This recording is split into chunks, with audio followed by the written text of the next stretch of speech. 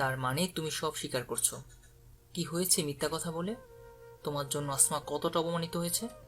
অরুণ মাথা নিচু করে বলে। সরি বাবা, আর হবে না। অনেক সরকার থামে না। সরি বললে তো হবে না। আজ থেকে নানা বাড়ির সকলের সাথে যোগাযোগ বন্ধ তোমার। খবরদার, তাদের সাথে কথা বললে হাড্ডি একটা আস্ত রাখবো না।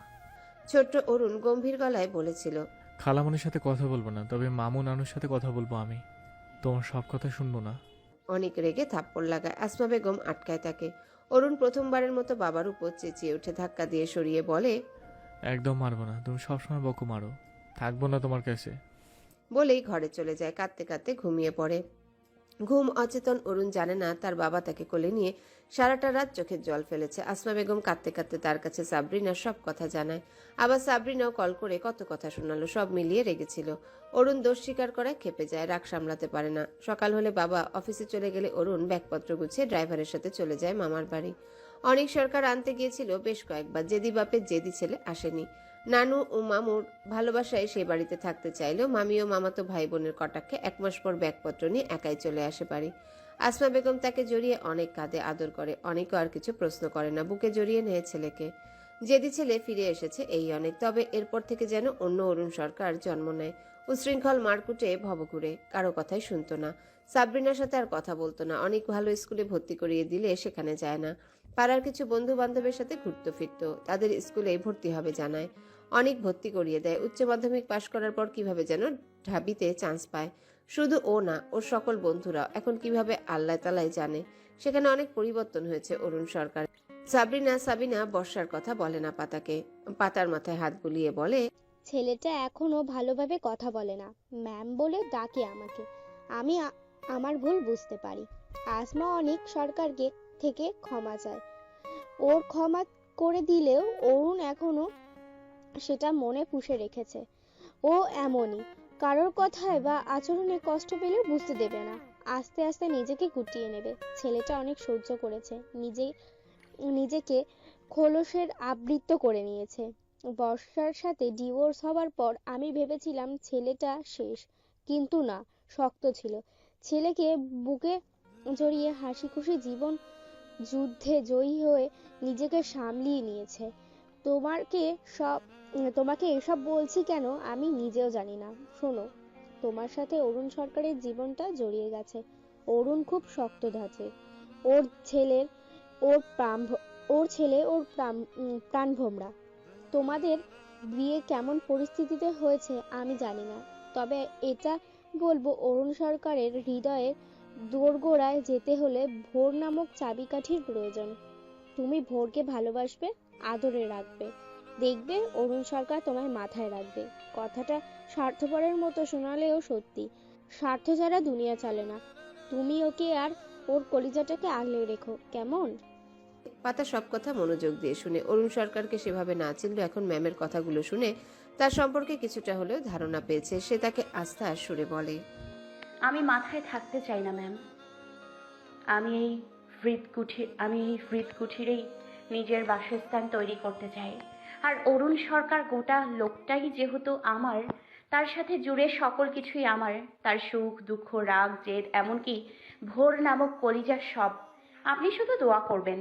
তিমির রাত্রি, চারিপাশ ঘন ঘটা তিমিরে ছেয়ে আছে। রাতে ঝিঝি পোকার ডাকে নিস্তব্ধতা বিরাজমান। মাঝে মাঝে দূর থেকে কুকুরের ডাকের ক্ষীণ আওয়াজ ভেসে আসছে। সরকার বাড়ির সকলে ঘুমে বিভোর। আরিয়ান কিচেনে এসেছে, জগে পানি ছিল না। এদিকে তার মনটা পানির তৃষ্ণায় কাতর। সে ফ্রিজ খুলে ঠান্ডা পানি ঢকঢক করে গিলে ফ্রিজ বন্ধ করে নিজের ঘরের দিকে পা বাড়ায়।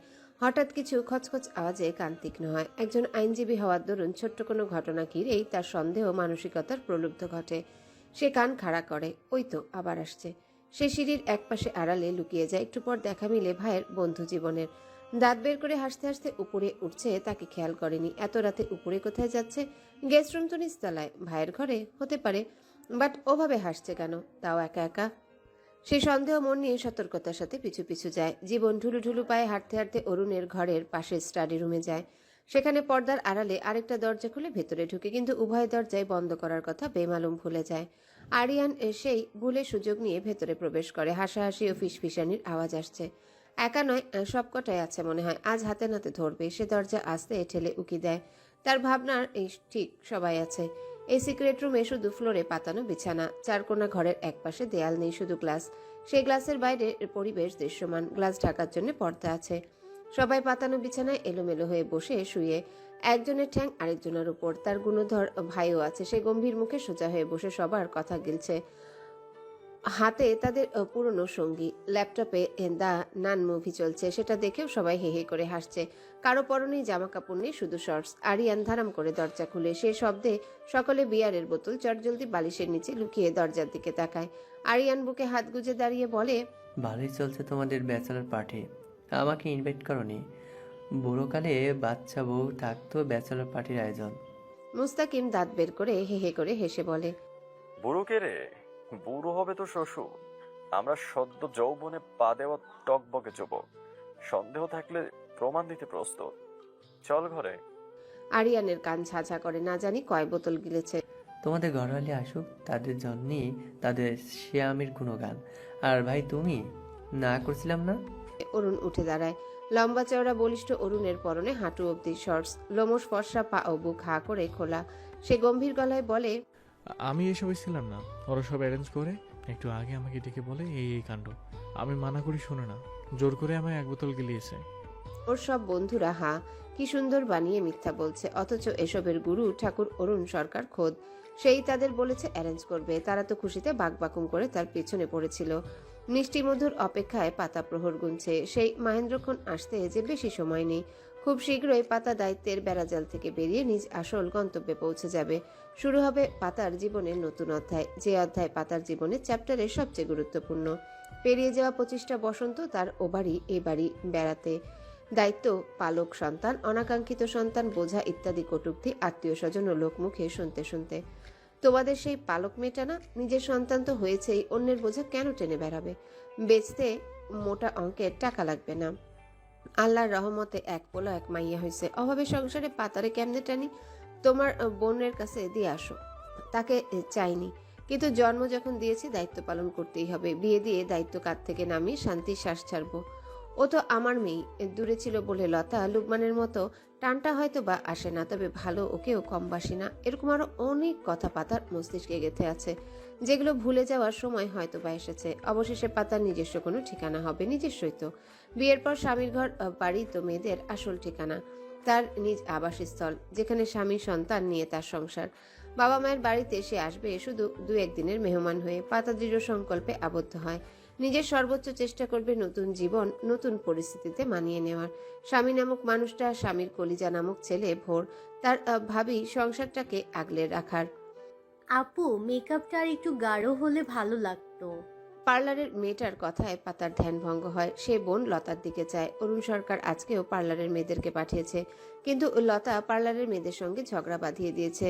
তার আলাভোলা সুন্দর বোনকে মেকআপ করে কি মেকআপ সুন্দরী বানিয়ে দিয়েছিল হলুদ সন্ধ্যায়। দেখতে সুন্দর লাগলো, কেমন অচেনা অচেনা লাগছিল লতার কাছে। তাই সে আজকে পার্লারের মেয়েদেরকে পাতার কাছে ঘেঁষতে দেয়নি, নিজেই সাজাচ্ছে।